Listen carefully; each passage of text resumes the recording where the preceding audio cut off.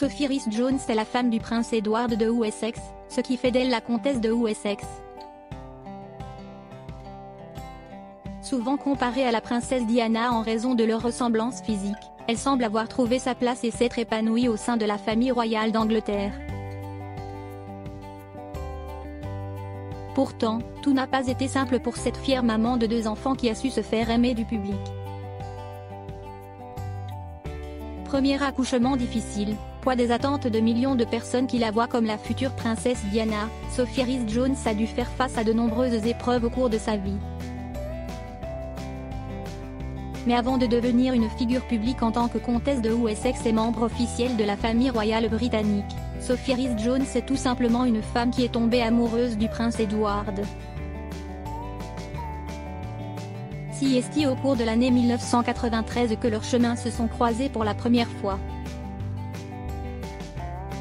N'étant pas issue de l'aristocratie britannique, la future comtesse de Wessex participait à un tournoi de tennis organisé par le prince et aurait pu ne jamais s'approcher de lui sans le désistement de Sue Baker, championne de tennis qui devait être présente à l'événement afin de remettre les prix en compagnie du prince. C'est donc Sophie Rhys-Jones, responsable de la communication autour du tournoi, qui a dû la remplacer et qui a ainsi passé un moment en compagnie d'Edward.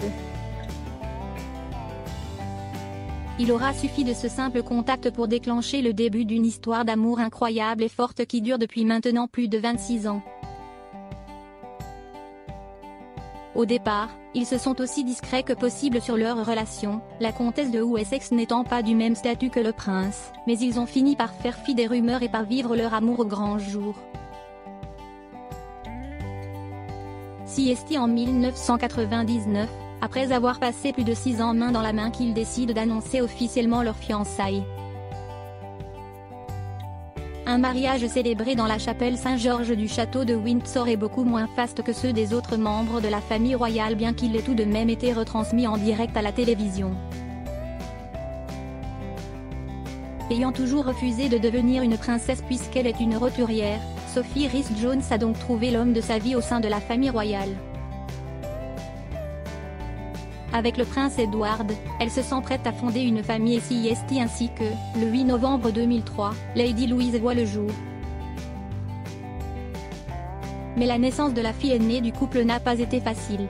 Ayant déjà subi une fausse couche, la comtesse de Wessex a commencé à s'inquiéter quand elle a ressenti de terribles douleurs le 8 novembre 2003, des semaines avant la date prévue pour l'accouchement et son mari se trouvant sur l'île Maurice afin d'accomplir son devoir de prince. Heureusement, les médecins qui ont reçu la comtesse en urgence à l'hôpital de Frimley Park ont réussi à pratiquer une césarienne afin de sauver Sophie mais aussi sa fille Louise. Le prince Edward est revenu de l'île Maurice aussi vite que possible afin d'être au chevet de sa femme dont l'état de santé inquiétait l'équipe médicale mais aussi de sa fille qui était donc un bébé prématuré. Heureusement, les 2 femmes de sa vie ont fini par se remettre de cet accouchement sous haute tension. Pendant un temps, les parents de Louise ont eu peur qu'elle ne perde la vue en raison d'un strabisme mais les yeux de la jeune lady qui est désormais adolescente ont eux aussi fini par se remettre. Tout le monde pensait qu'après une fausse couche et un accouchement des plus difficiles, Sophie Rhys-Jones n'aurait pas d'autre enfant. Mais le 17 décembre 2007 elle donne naissance à son fils, James, qui reçoit le titre de vicomte Severn.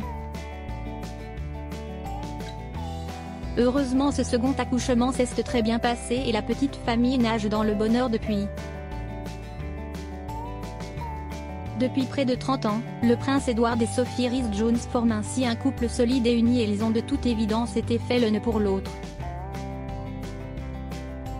Nul doute qu'avec les grands changements qui ont lieu au sein de la famille royale avec le départ du prince Harry et de Meghan Markle au Canada, la comtesse de Wessex et son mari auront un plus grand rôle à jouer.